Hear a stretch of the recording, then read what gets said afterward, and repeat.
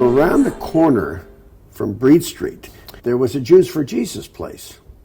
And they had a huge neon sign in big Hebrew letters, but it spelled it out in English, Jesus, the light of the world. And it was a flashing sign.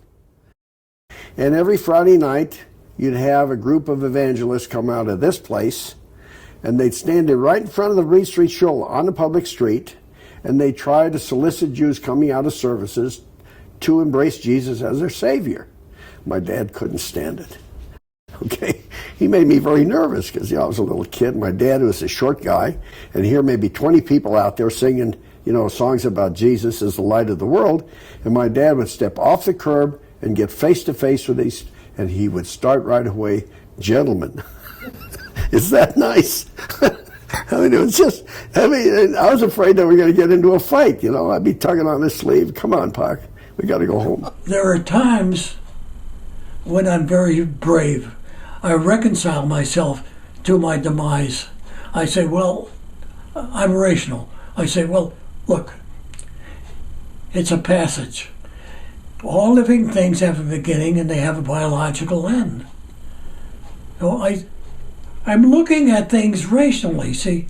And then there are other times when I admit there's a sense of sadness, a sense of nostalgia, and I have to admit, a sense of fear. In the Tsarist culture in Russia, the people were suffering. The people were lower than grass in the estimation of the upper class. See, when I came to America in 1913, I was only 15 years old, almost 16. But I knew all of the wretched moments that people live through there. I felt it. I lived through it myself.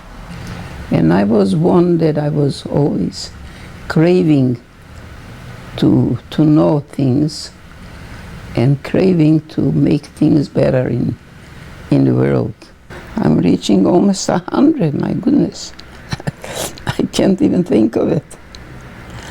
And they're still here to be at my side with love and appreciation. And for that alone, I'd like to start a new life again. I understand. Yeah. Jerry.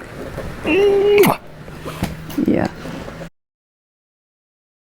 Every day, E.L. Doheny came down about 3 or 3:30 with his hat on and bought my Herald, which was 3 cents, and gave me a dime. And I'll never forget Mr. Doheny. He was the start of our fortune.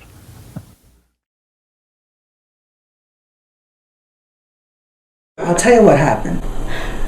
He made the mistake of taking her to meet his parents. That's the first girl, I think, that he did that to. So right away, my grandmother got the plate and broke the plate, so they were engaged. Really? Oh, yeah. Otherwise, he never would have married anybody. He was such a ladies' man, your grandfather. In the first month or two after Hitler came to power, there was a boycott of Jewish stores. But nobody believed then that he would stay, They thought, oh, this is just, he'll be there for a few weeks and it'll be gone. But my girlfriends would join the BDM, which was Hitler Youth's girls group, and boys that we knew were in the Hitler Youth, but we still got together. Somehow, I guess, after a while, I didn't want to go to school anymore, and I felt I was Jewish and I was not accepted. You were restricted in every way.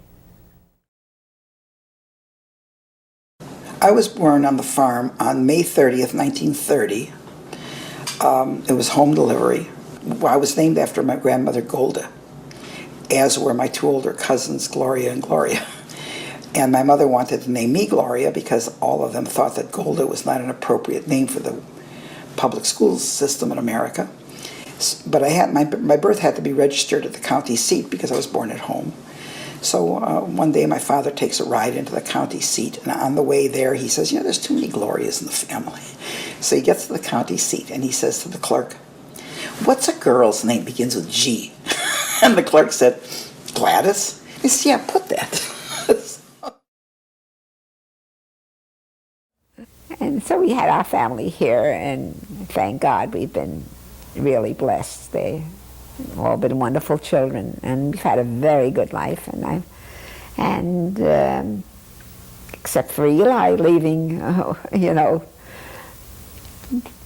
which is early for us, but we have wonderful memories, and they're happy ones. So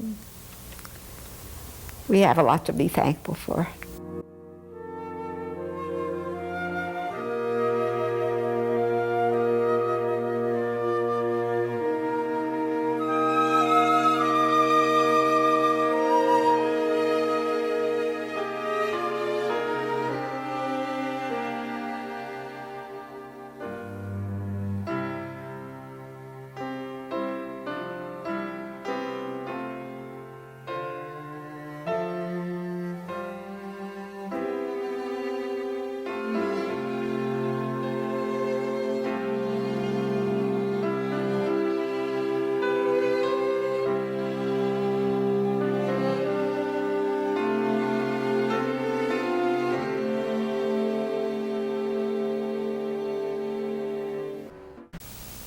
What was the name of the horse? Skipper.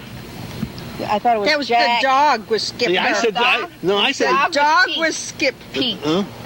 No, she's right. I think Pete the dog was the is dog. Pete. I'm pretty sure it was Skipper. Wasn't the Scooter, horse's name? Scooter, Skipper. Scooter was the kid's name? No, it was the horse. Who was name. Jack?